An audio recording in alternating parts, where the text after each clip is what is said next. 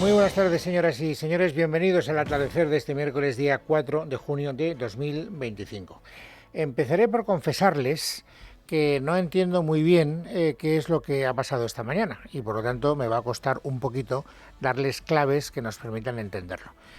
Probablemente ya saben que lo más destacado en el género del esperpento, porque tampoco crean que lo que ha ocurrido va a cambiar nuestras vidas en absoluto, pero bueno, sí que es un reflejo, en mi opinión, bastante fiel de la situación de deterioro a la que ha llegado la vida política española. Bueno, la cuestión es que hoy sabíamos ya, desde ayer por la tarde, que Leire Díez, la llamada fontanera del PSOE, la que se reunía con empresarios amigos para recabar información y poder desacreditar al jefe de la UCO y a todo aquel que pudiera ofrecerle, digamos, resistencia al gobierno de Sánchez, pues había convocado una rueda de prensa para hoy a las 10 de la mañana, después de haberse entrevistado ayer con las personas del PSOE que estaban instruyendo el expediente informativo que se le había abierto, después de las grabaciones que todos conocemos. Bueno, pues muy bien. ¿Qué quieren que les diga? Cuando ayer supimos, lo comunicó ella, que hoy a las 10 convocaba una rueda de prensa, yo en mi foro interno, creo que lo llegamos a comentar en la tertulia, dije, es evidente lo que va a decir. O sea, podemos hacer la crónica por anticipado de lo que va a decir y efectivamente lo ha dicho.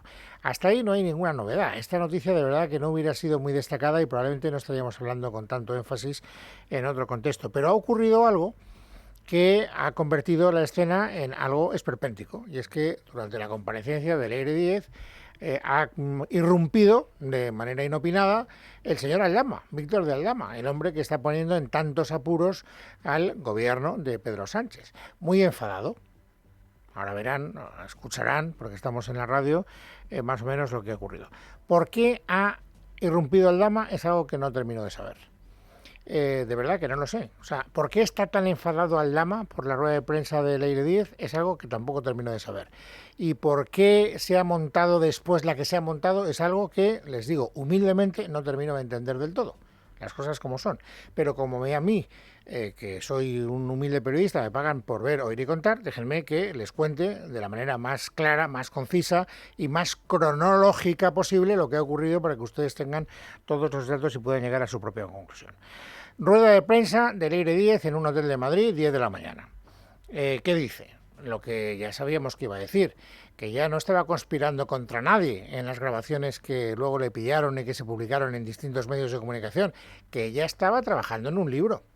Se puede ser socialista y realizar un trabajo de investigación, como es mi caso. Trabajo que llevo desarrollando durante varios años para publicar un libro que versará sobre los estragos del falso patriotismo y que tendrá que ver también, como ya he dicho en ocasiones, con la trama de los hidrocarburos. Bueno, la cuestión es, y para escribir un libro sobre la trama de los hidrocarburos y sobre las cloacas y sobre la corrupción, hace falta manifestarse en los términos en los que usted se manifestaba, según las grabaciones que han trascendido, ofreciendo, en fin, todo tipo de parabienes a aquellas personas que facilitaran información comprometedora contra el teniente coronel Bonilla y contra cualquiera que pudiera ser un obstáculo para el gobierno del PSOE. Lo único que ha dicho respecto a eso es que ella, la única crítica que puede hacer es que a lo mejor se pasó de entusiasmo. Mentiría si no digo que al tratarse de casos que afectaban al PSOE he puesto entusiasmo, claro. Mentiría si no lo digo y por lo tanto no lo voy a hacer, no lo voy a ocultar. Lo fundamental, lo que ya sabíamos que iba a decir, era un fijo en la quiniela. Por supuesto, ella no estaba mandatada por nadie, no actuaba en nombre de nadie. Dejar claro que mi trabajo es mi trabajo y en ningún caso lo he llevado a cabo en nombre de nadie ni en representación de nadie. Y lo voy a repetir las veces que haga falta. De nadie ni de representación de nadie. Como saben, además, ni soy empleada pública ni tengo ningún cargo en el PSOE. Voy a volverlo a repetir. No tengo ningún cargo en el PSOE. Ahora ni siquiera es del PSOE, porque ella pidió la baja. Baja voluntaria. Esto ha tenido mucho interés en recalcarlo. No es que le hayan expulsado del partido, no le han abierto ningún expediente disciplinario, que sepamos, no. Ella, antes de cualquier otra circunstancia, ha decidido voluntariamente, sin que nadie se lo pida, largarse del PSOE para poder hablar con más tranquilidad. De mi trabajo he dado explicaciones ayer en el PSOE y porque quiero explicarme con toda la libertad del mundo y porque quiero decir todo lo que tenga que decir, ayer solicité mi baja voluntaria y temporal, espero, del Partido Socialista. Y voy a repetir una cosa para que quede clara. solicité yo mi baja voluntaria. Es voluntaria porque la solicita uno. Bueno, esto también nos abre algunos interrogantes, porque si a ti nadie te pide que te vayas y te vas voluntariamente, ¿será porque el Partido Socialista, después de haberte escuchado, no ha advertido nada que hubiera excitado, digamos, el celo del Partido Socialista? Esto que has hecho no está bien y por lo tanto el partido no basta con que te vayas voluntariamente, tiene que sacarte por lo menos tarjeta amarilla, que la gente sepa que no estamos de acuerdo con lo que has hecho. Esta parte, hasta donde yo sé, no ha trascendido. O sea, como no sabemos las explicaciones que dio, concretamente sabemos que le dio un montón de documentación a la gente del Partido Socialista que se entrevistó con ella, pero nada más. Por lo tanto, el Partido Socialista sigue sin explicarnos si está o no está de acuerdo con la metodología utilizada por esta señora para, según ella, escribir el libro que estaba escribiendo. Bueno, y el resumen del resumen, por no hacer esto muy largo, yo quiero que tengan ustedes información, pero tampoco aburrirles innecesariamente, ella ni es fontanera ni es una cobarde. Ni fontanera ni cobarde. Seguiré con mi trabajo para culminar el libro, defendiendo mis ideas como ciudadana libre que ejerce sus derechos. Ni me van a intimidar, ni voy a renunciar a mis convicciones. Bueno, repito, esto mismo que acabamos de escuchar en 7 minutos, en otro contexto no hubieran merecido 7 minutos y esta no hubiera sido una noticia especialmente destacada, si no hubiera ocurrido lo que voy a empezar a contarles a partir de ahora. Lo repito, o sea, de verdad, no hubiera merecido tanto, en fin, entusiasmo informativo. ¿Pero qué ha ocurrido? Pues que Víctor de Aldama ha irrumpido de manera inesperada en la rueda de prensa de Leire Díez y se ha producido un momento pues bastante tenso. Escúchenlo. Que no me empuje, que no me toque. Explíqueme qué tenía contra mí. Escuche. ¿Qué tenía? Explíqueme qué tenía contra mí para que me amenace. No me agarre más. No, sacadla. Pues llamar a la policía. ¿Por qué le ha amenazado? Venga, llamar a la policía. Víctor, ¿por qué le ha amenazado? La sinvergüenza esta. ¿No os dais cuenta que es una pantomima de estos sinvergüenzas del gobierno? Que es una pantomima. ¿Por qué? ¿En qué ha mentido? Que ha metido en todo, pero no os estáis dando cuenta. ¿Por qué está tan enfadado Aldama? Esta es una pregunta que no dejo de hacerme desde que he visto estas imágenes y de verdad, lo confieso humildemente, no tengo una respuesta, no lo sé, no tengo ni la más remota idea. Es verdad que hay algunas explicaciones que he leído hoy en las redes sociales y que me han dejado absolutamente patidifuso, pero vamos, patidifuso. ¿Por qué? Pues porque lo que dice el Partido Socialista en un post que ha publicado en X, en el antiguo Twitter, dice: Víctor de Aldama, imputado en el caso del Orme y en el caso de hidrocarburos, entra en campaña para apoyar la candidatura de Feijóo en el próximo congreso del partido. Bueno, esto ya forma parte del surrealismo. Luego escucharemos algunas declaraciones de gente del PSOE que entran dentro de, muy bien, yo creo que del carácter psiquiátrico de la política, más que del carácter informativo. Pero bueno, cada cosa a su tiempo. Yo confieso humildemente que no sé por qué está tan enfadado Aldama. Ha llegado a decir, se va a enterar Sánchez, va a pagar muy caro Sánchez y Cerdán lo que está haciendo esta señora. Pero vuelvo a repetir, no tengo ni la más remota idea de por qué está tan enfadado por la comparecencia de Leire Díez. No termino de entenderlo, no se me ocurre ninguna razón.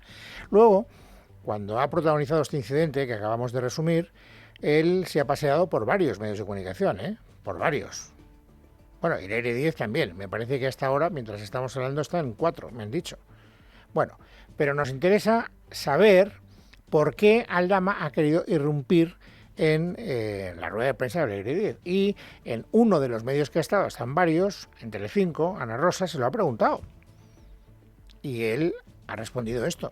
Al final soy humano, llevo mucho escuchado, llevo mucho vivido, llevo muchas historias de amenazas, de que hay que callarme, de estar intranquilo y no poder hacer una vida tranquila porque solamente se me está persiguiendo y bueno, pues llega un momento en el que me canso y tomo decisiones, pues no sé si correctas o incorrectas, pero sí quería ver a esta señora cara a cara y que tuviera el valor, ¿vale?, de decirme a mí a la cara porque quería tenerme callado y porque quería tenerme bajo tierra.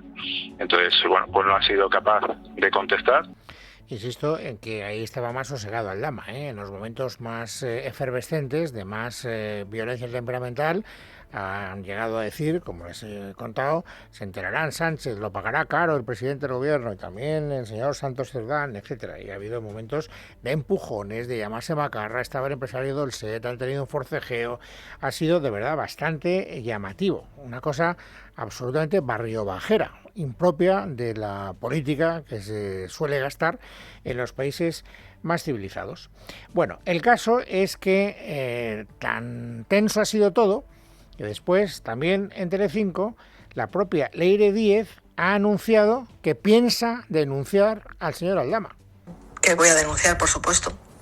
Voy a denunciar porque lo que ha hecho hoy, desde luego, carece de todo sentido y sí ha amenazado, porque cuando amenazas en una sala con tantos periodistas, pues es una tontería decir que no lo haces. Pero sí voy a denunciar. Su actitud ha sido violenta y lo he vivido asustada. Respuesta, también en Telecinco, de el señor Aldama.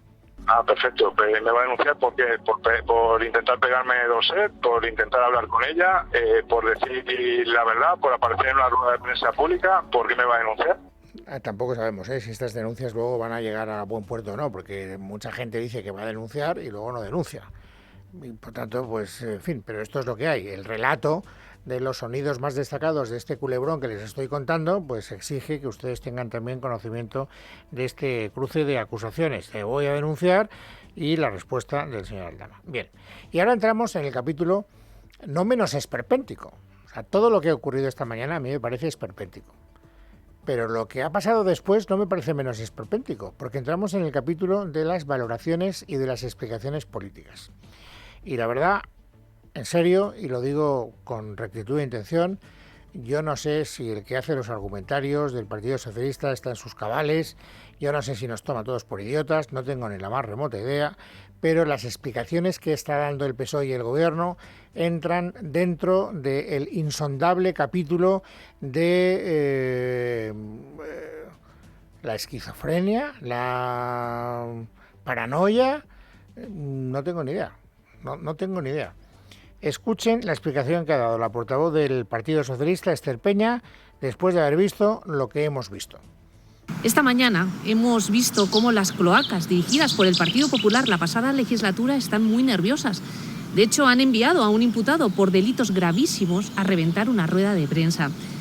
A este partido y al gobierno progresista no lo van a quebrar ni matones ni delincuentes.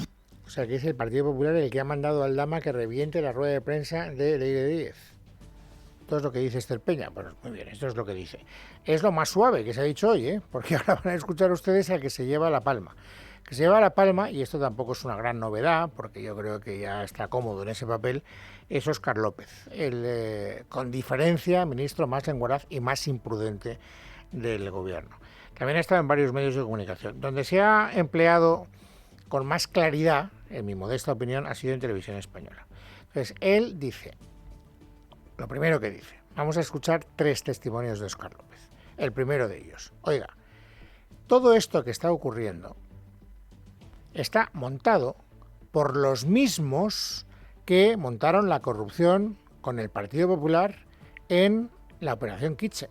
Sigue siendo la Kitchen, son los mismos protagonistas, los mismos métodos, las mismas filtraciones, las mismas historias. Antes lo hacían desde el gobierno con los medios del Estado y ahora supongo que lo financian con los medios de la Comunidad de Madrid. Seguimos en la Kitchen y el partido y el gobierno que ha espiado a sus rivales políticos, que ha inventado pruebas falsas, que ha inventado casos de corrupción que no existían contra sus rivales políticos, sigue haciendo lo mismo de la oposición, con filtraciones interesadas que tratan de monopolizar la discusión pública. Esa es la realidad. Bueno, pues muy bien, esta es la realidad que usted ve. A mí ya me explicará qué tiene que ver Leire Díez con la Kitchen, o el señor Dolcet con la Kitchen. O sea, no termino de entenderlo, porque yo lo que he oído y lo que he leído y lo que he visto como ciudadano de este país es a personas vinculadas al Partido Socialista. Hasta ayer era el militante del Partido Socialista en recabar información para tratar de desacreditar a personas que estaban poniendo en apuros al gobierno. O sea, explíqueme cuál es el vínculo con Kitchen, señor López, porque honradamente tampoco termino de entenderlo. O sea, puedo entender que a ustedes les interesa volver la oración por pasiva. Bien, si alguien les compra esa mercancía, pues, oiga, somos ciudadanos libres en un país libre. Bueno, siguiente sonido de Óscar López. Ya sabemos que esto es de la Kitchen. Pero ¿por qué la Kitchen? Es decir, ¿por qué la maquinaria del fango del Partido Popular? ¿Por qué las cloacas del PP tienen interés ahora por mantener una actividad tan furibunda, tan frenética? Él tiene su propia teoría. Nadie me quita de la cabeza que desde que empezaron los escándalos de Ayuso no hemos parado. Desde que saltó primero el caso del hermano y luego el caso de la pareja, no hemos parado. O sea, es que yo, blanco y en botella, ha habido una estrategia de ir a por todo el mundo, de ir a por el gobierno, de ir a por el fiscal general, de ir a por periodistas. Esto es lo que ha hecho la derecha y a mí no me quita nadie de la cabeza que hay un punto concreto que es cuando empiezan a salir los escándalos de Ayuso. Bueno, o sea, podríamos llegar a la conclusión de que él establece una conclusión, y es que quien está detrás de todo esto es Isabel Díaz Ayuso. Pero no es exactamente así, porque luego él ya se preocupa mucho en señalar al verdadero culpable. La razón por la que ahora mismo las cloacas del Partido Popular están tan activas y monta este tipo de líos es porque Ayuso está enfadada por la investigación de su hermano, de su pareja, etcétera, etcétera, lo que hizo Óscar López. Pero la eminencia gris de la conspiración, el hombre que está detrás de todo este tinglao, no es Ayuso, es otra persona.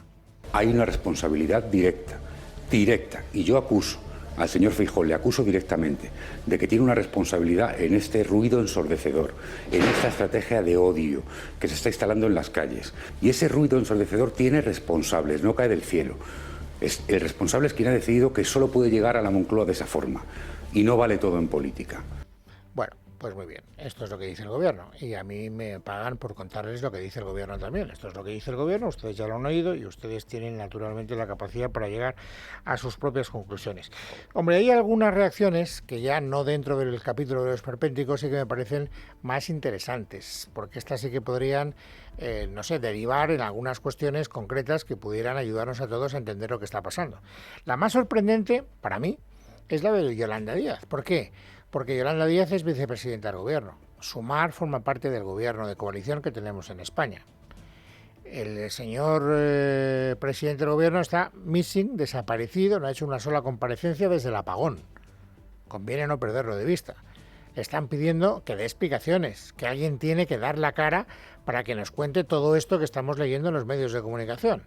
Sumar estaba callada hasta hace 2 o 3 días y hoy ha dado un paso más. Y ya pide la comparecencia urgente del presidente del gobierno. Lo que hoy vimos o estamos conociendo me van a permitir que lo tilde directamente de esperpento. Y creo que merece una profunda aclaración. La corrupción y los esperpentos no son compatibles con la democracia. Y creo que ha llegado el momento de dar explicaciones con mucha serenidad. Bueno, pues dígaselo al presidente del gobierno, que las dé. Porque esto mismo lo llevan pidiendo personas muy cercanas ideológicamente a usted. Podemos lo lleva pidiendo ya desde hace varios días y hoy lo ha vuelto a repetir Yone Belarra. He podido ver esta puesta en escena esperpéntica y desde luego creo que es evidente que todo esto apesta a cloaca, que estamos viendo prácticas antidemocráticas y yo creo que quien tiene que dar todas las explicaciones es el presidente del Gobierno, que es el máximo responsable tanto del Gobierno como del Partido Socialista, para llegar al fondo del asunto y saber si es que el Partido Socialista ha estado utilizando prácticas ilegítimas para luchar contra las cloacas del Estado sin hacer lo que tenía que hacer, que era limpiar democráticamente esas cloacas. Bueno, pues bien está que la gente se ponga de acuerdo en esto. Si el Partido Socialista de verdad tuviera un poco de sensibilidad democrática, se daría cuenta de que todas las fuerzas políticas le piden que dé explicaciones. Se lo pide Sumar, se lo pide Podemos, por supuesto se lo pide el Partido Popular, se lo pide Esquerra Republicana de Cataluña, que ha firmado una petición formal de comparecencia del presidente del gobierno, todo el arco parlamentario, todo el arco, todos menos el PSOE, quieren que Sánchez a la mayor brevedad posible salga y nos dé alguna explicación. Pero por lo visto el sentir mayoritario del Congreso al señor Sánchez le obliga moralmente cuando le conviene. Cuando no le conviene, pues parece que no le obliga moralmente. Por lo menos a esa conclusión tengo yo que llegar.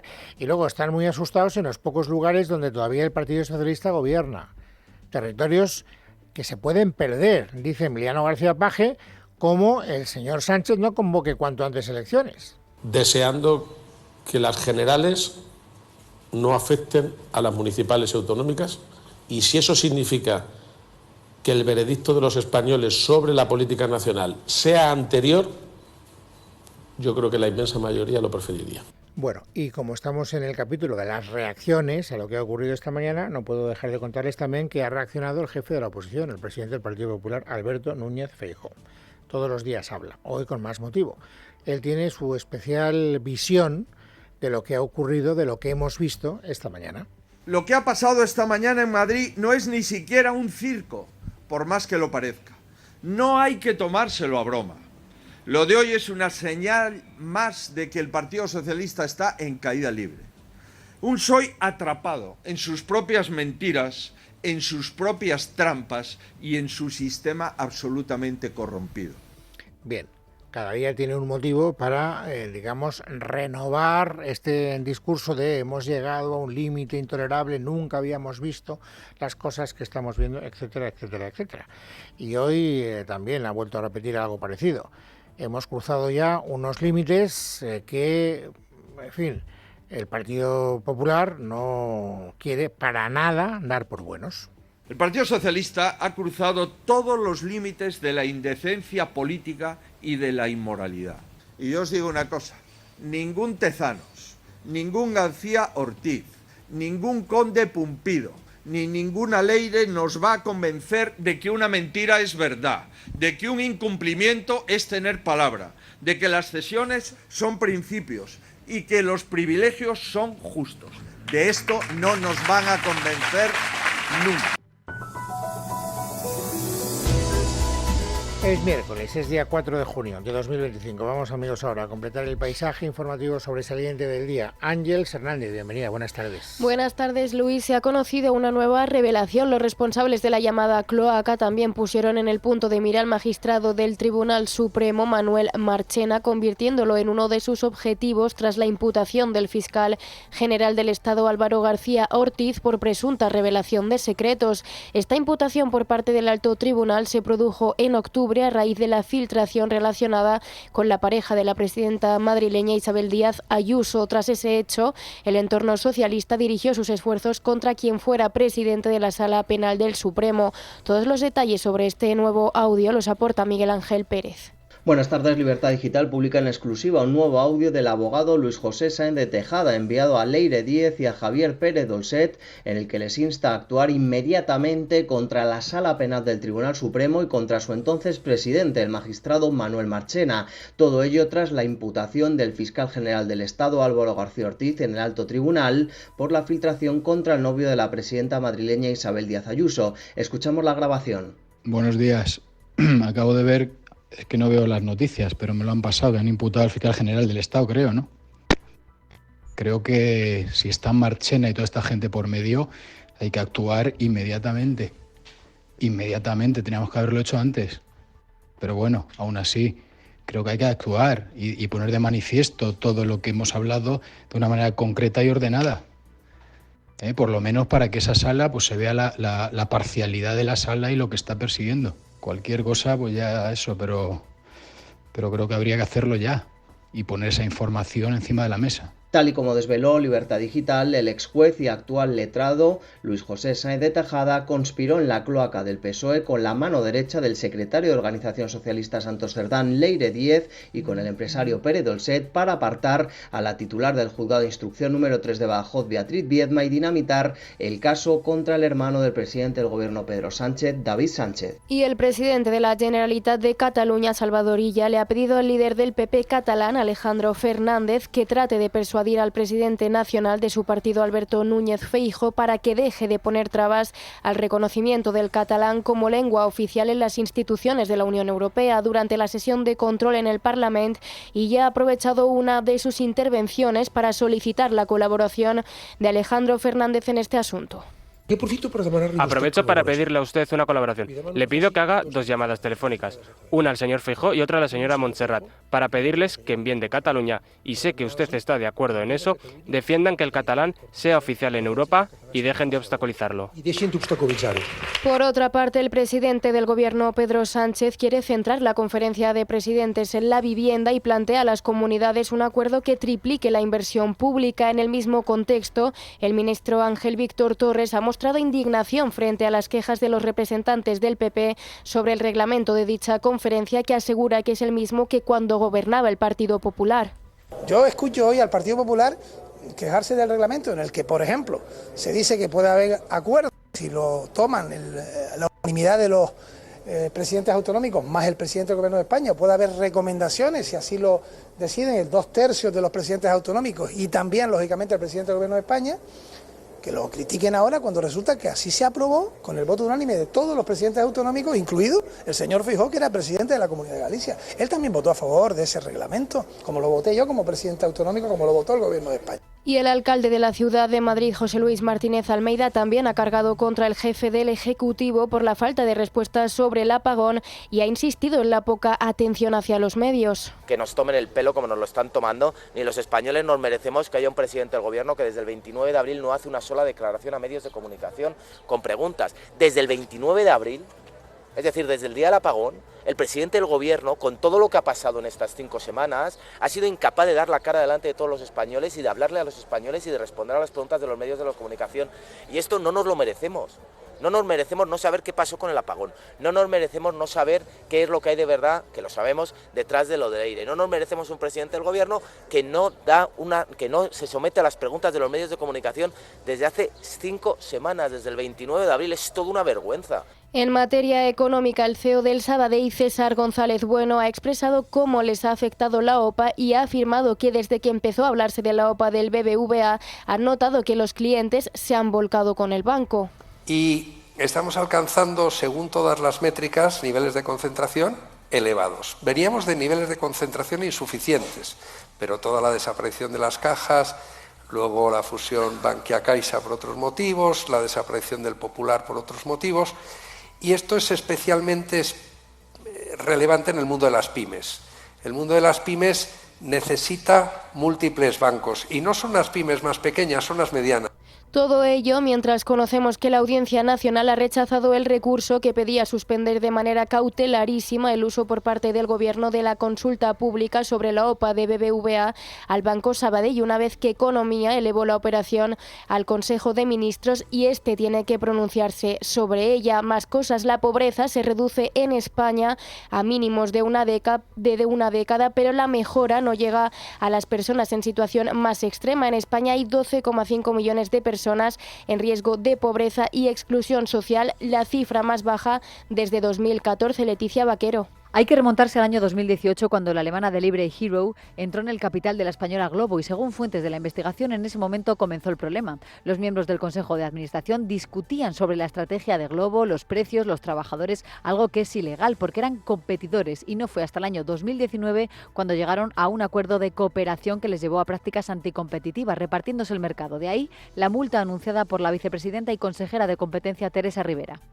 The infringement lasted 4 years, between July 2018 quien explicaba en rueda de prensa que las infracciones del cártel se produjeron durante 4 años, de julio de 2018 hasta julio de 2022, en todo el espacio económico europeo.